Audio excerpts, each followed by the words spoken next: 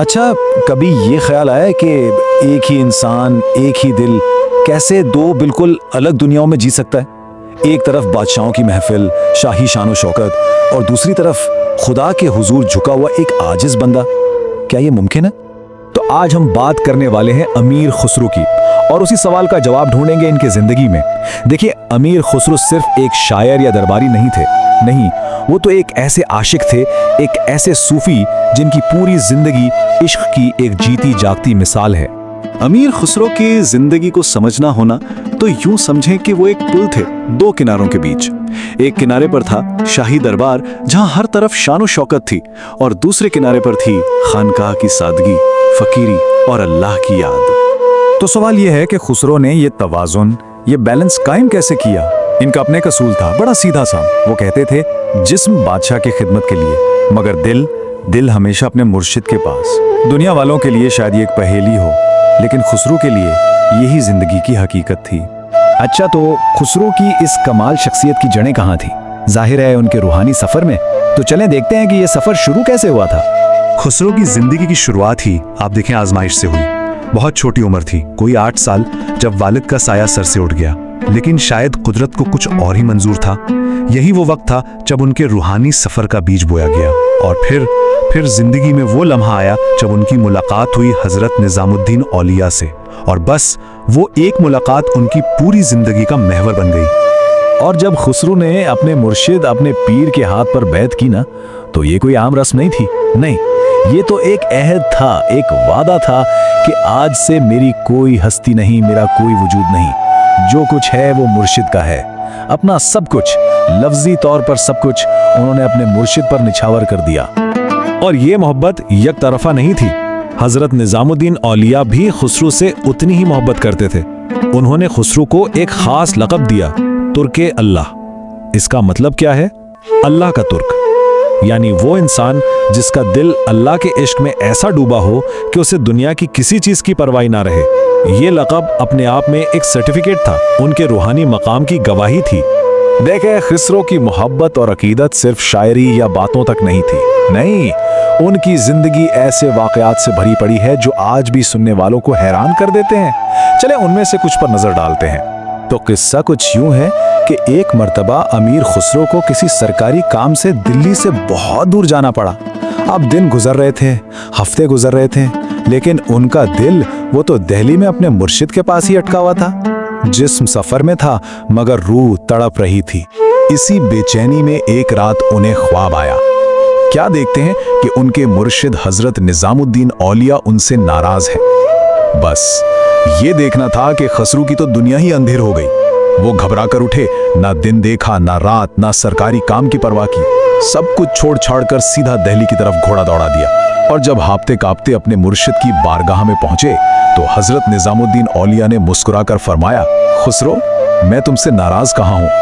ارے یہ تو تمہارے اپنے دل کی کشش تھی، تمہارے عشق کی تڑپ تھی جو تمہیں یہاں تک کھینچ لائی. اچھا، ایک اور واقعہ سنیں. یہ قصہ تو ان کی عقیدت کی انتہا کو ظاہر کرتا ہے کہ ان کے نزدیک اصل دولت، اصل قدر و قیمت کس چیز کی تھی. ہوا یوں کہ ایک غریب آدمی کو اس کی بیٹی کی شادی کے لیے حضرت نظام الدین اولیاء نے اپنی استعمال شدہ جوتیاں تحفے میں دے دی. وہ آدمی خوشی خوشی جا رہا تھا کہ راستے میں امیر خسرو اپنے قافلے کے ساتھ مل گئے. خسرو کو اچانک اپنے مرشد کی مانوس خوشبو آئی. وہ بے چین ہو گئے. ادھر ادھر دیکھا تو نظر اس غریب آدمی پر پڑی جس کے پاس وہ جوتیاں تھی. بس خسرو نے ایک لمحہ بھی نہیں سوچا. اس آدمی سے کہا، یہ میرا پورا قافلہ، یہ سارا مال و اسباب، اونٹ، گھوڑے، سب کچھ لے لو اور بدلے میں مجھے صرف یہ جوتیاں دے دو. سوچیں ذرا، وہ آدمی تو حیران رہ گیا. سودا ہو گیا. خسرو نے وہ جوتیاں اٹھائیں، ادب سے اپنی آنکھوں سے لگائیں، سر پر رکھیں اور سیدھا اپنے مرشد کی خدمت میں حاضر ہوئے. حضرت نظام الدین اولیاء نے مسکراتے ہوئے پوچھا، کیوں خسرو، سودا کیسا کیا؟ مہنگا تو نہیں پڑا؟ خسرو نے کیا خوبصورت جواب دیا. کہا، حضور، بہت سستا خریدا، ارزان خریدم. اگر پوری دنیا کی بادشاہت بھی دینی پڑتی تو دے دیتا. ہر کہانی کا ایک اختتام ہوتا ہے، اور خسرو اور ان کے مرشد کی اس لازوال داستان محبت کا جو انجام تھا وہ ان کی زندگی سے بھی زیادہ اثر انگیز ہے. سال تھا 725 ہجری، یعنی 1325 عیسوی. یہ وہ سال تھا جب امیر خسرو کی دنیا میں ان کی کائنات میں اندھیرا چھا گیا. ان کے محبوب مرشد حضرت نظام الدین اولیاء اس دنیا سے پردہ فرما گئے. और किस्मत देखें, जिस वक्त महबूब का विसाल हुआ आशिक शहर में मौजूद नहीं था। खुसरो दिल्ली से बाहर थे। जब उन तक ये खबर पहुंची तो वो सब कुछ भूलकर दीवानों की तरह दिल्ली की तरफ भागे। बस एक ही ख्वाहिश थी, एक ही तड़प थी कि किसी तरह अपने आका का आखिरी दीदार नसीब हो जाए।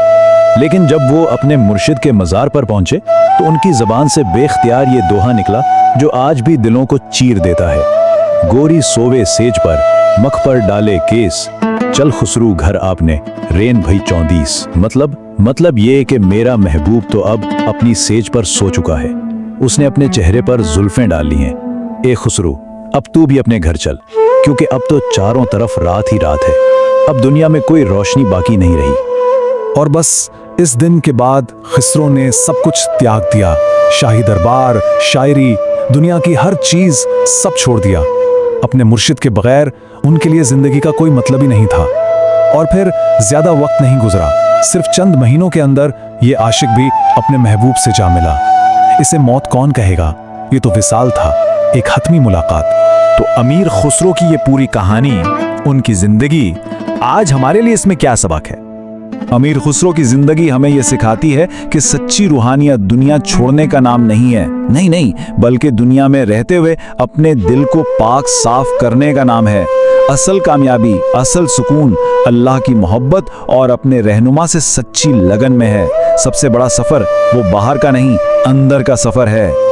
अमीर खुसरो की कहानी को गुजरे हुए 700 साल हो गए, लेकिन उनका पैगाम आज भी इतना ही ताज़ा है। वो हमें एक सवाल देकर गए हैं कि अगर एक दरबारी, एक दुनियादार शख्स अपने दिल में इश्क की ऐसी शमा रोशन कर सकता था तो हम क्यों नहीं कर सकते? अपनी जिंदगियों में दुनिया और दीन का वो खूबसूरत तवाज़ुन क्यों कायम नहीं कर सकते? और इस सवाल का जवाब हम में से हर एक को अपने अंदर ही तलाश करना है।